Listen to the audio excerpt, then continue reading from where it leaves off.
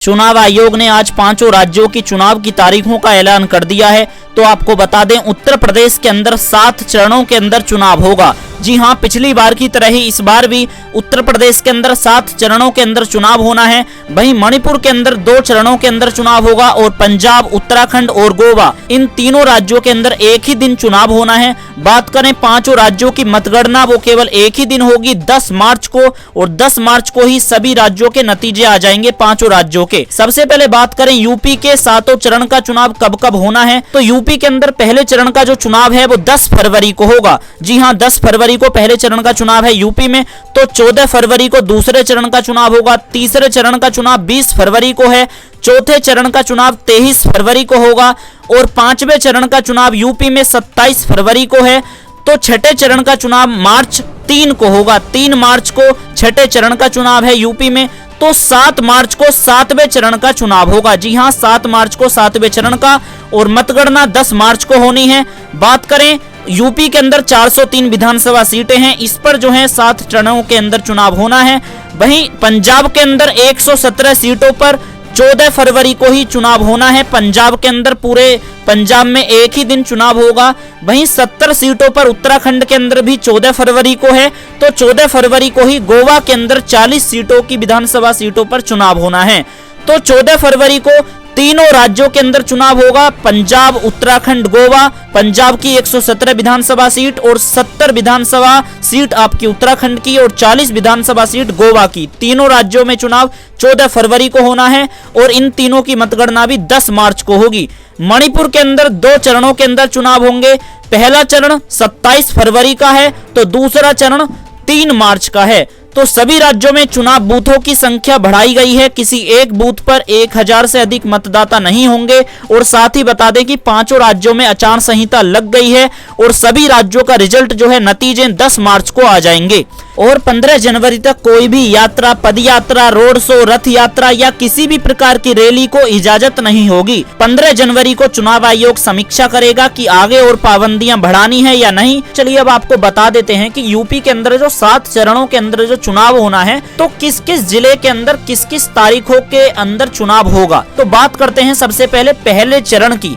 तो देखिएगा, पहले चरण के जो चुनाव होगा वो 11 जिलों के अंदर होगा यूपी की 58 सीटों पर, क्योंकि उन 11 जिलों के अंदर 58 सीटें हैं। और पहले चरण का चुनाव आपका 10 फरवरी को होगा। तो 10 फरवरी को यदि आप इन जिलों में रहते हो तो 10 फरवरी को आपको वोट देने जाना है। तो ये जिले हैं शामली, मुजफ्फरनगर, बागपत, मेरठ, गाजियाबाद, हापुड़, गौतम बुद्ध नगर, बुलंदशहर, अलीगढ़, मथुरा, आगरा। इन 11 जिलों के अंदर 58 सीटें हैं और इन 58 सीटों के अंदर जितने भी जिले आपको मैंने बताए हैं, इन जिलों में 10 फरवरी को आपको वोट देने जाना है। बात करें दूसरे चरण की, तो दूसरे चरण के अंदर 9 जिलों के अंदर चुनाव होगा। और ये 9 जिले कौन से हैं, तो 14 फरवरी को होगा इन 9 जिलों के अंदर चुनाव, यानी कि दूसरे चरण का। और 55 सीटों पर होना है, यानी कि इन 9 जिलों के अंदर 55 सीटें हैं। तो ये जिले हैं सहारनपुर, बिजनौर, अमरोहा, संभल, मुरादाबाद, रामपुर, बदायूं, बरेली, शाहजहांपुर। इन 9 जिलों के अंदर 55 सीटों पर आपका 14 फरवरी को दूसरे चरण का चुनाव होगा, यानी कि मतदान देने आपको 14 फरवरी को इन जिलों के अंदर जाना है यदि आप रहते हो तो। वहीं बात करें तीसरे चरण के अंदर 16 जिलों के अंदर चुनाव होगा 59 सीटों पर। जी हां, 59 सीटों पर चुनाव होगा तीसरे चरण का। और 20 फरवरी को तीसरे चरण का चुनाव है, यानी कि 20 फरवरी को आपको इन जिलों के अंदर वोट देने जानी है यदि आप इन जिलों के अंदर रहते हो। तो हाथरस, कासगंज, एटा, फिरोजाबाद, मैनपुरी, फर्रुखाबाद, कन्नौज, इटावा, औरैया, कानपुर देहात और कानपुर नगर और जालौन, हमीरपुर, महोगा, झांसी, ललितपुर। इन 16 जिलों के अंदर आपको जो है 20 फरवरी को वोट देने जाना है। वहीं बात करें अब चौथे चरण की, तो चौथे चरण के अंदर आपका 9 जिलों के अंदर चुनाव होगा पूरी 60 सीटों पर। चौथे चरण का जो चुनाव होना है वो 23 फरवरी को होगा। तो 23 फरवरी को आपको वोट देने जाना है यदि आप इन जिलों के अंदर रहते हो। तो ये यूपी के जिले हैं पीलीभीत, खीरी, हरदोई, सीतापुर, उन्नाव, लखनऊ, रायबरेली, फतेहपुर, बांदा। तो इन 9 जिलों के अंदर आपको जो वोट देने जानी है, चौथे चरण का चुनाव है 23 फरवरी को, इसके अंदर आपको वोट देने जानी है यदि आपका इन जिलों में आप रहते हो। 5वें चरण के अंदर 11 जिलों के अंदर मतदान होगा और ये 11 जिलों के अंदर 60 सीटें होंगी टोटल। और 11 जिलों के अंदर आपको किस दिन वोट देने जाना है जी? 27 फरवरी को।